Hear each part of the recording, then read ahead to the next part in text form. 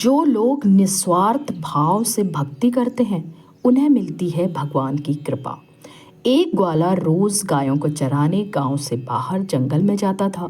जंगल में एक संत का आश्रम था। वहां संत रोज तप ध्यान मंत्र जाप करते थे। ग्वाला रोज संत को देखता तो उसे समझ नहीं आता था कि संत ये सब क्यों करते हैं। ग्वाले की उम्र कम थी।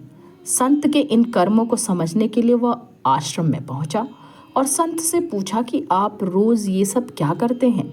संत ने बताया कि मैं भगवान को पाने के लिए भक्ति करता हूँ। रोज पूजा पाठ तप ध्यान और मंत्र जाप करने से भगवान के दर्शन हो सकते हैं।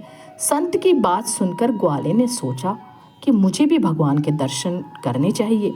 ये सोचकर ग्वाला आश्रम से निकलकर एक सुनसान जगह पर पेड़ के नीचे एक पैर पर खड़े होकर तप करने लगा। कुछ देर बाद उसने सांस लेना भी बंद कर दिया। ग्वाले ने सोचा कि जब तक भगवान दर्शन नहीं देंगे मैं ऐसे ही रहूंगा। छोटे से भक्त की इतनी कठिन तपस्या से भगवान बहुत जल्दी प्रसन्न हो गए। वे ग्वाले के सामने प्रकट हुए और बोले कि पुत्र आंखें खोलो, मैं तुम्हारे सामने आ गया हूँ।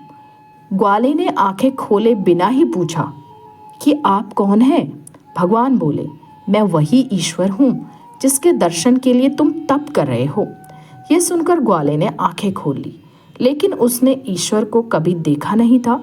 वो सोचने लगा कि क्या यही वो भगवान है। सच जानने के लिए उसने भगवान को एक पत्थर के साथ रस्सी से बांध दिया। भगवान भी भक्त के हाथों बंध गए। ग्वाला तुरंत दौड़कर उस संत के आश्रम में पहुंच गया और पूरी बात बता दी।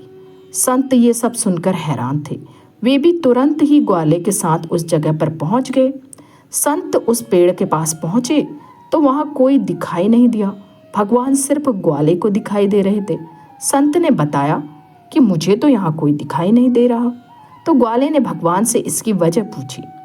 भगवान ने कहा कि मैं उन्हीं इंसानों को दर्शन देता हूँ जो निस्वार्थ भाव से मेरी भक्ति करते हैं।